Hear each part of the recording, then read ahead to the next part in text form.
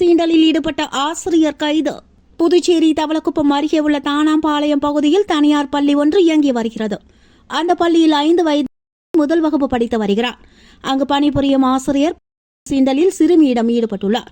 இதனை சிறுமி பெற்றவர்களிடம் கூறியதை அடுத்து பெற்றோர்கள் மற்றும் பொதுமக்கள் திரும்பி வந்து சீண்டலில் ஈடுபட்ட ஆசிரியரை கைது செய்ய வலியுறுத்தி சாலை மறியலில் ஈடுபட்டனர்.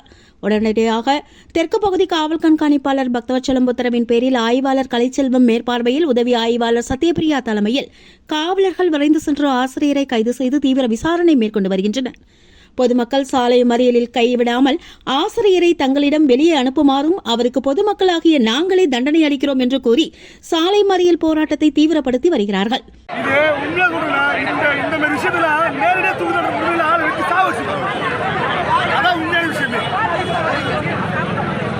ஒரு பச்சை குழந்தைய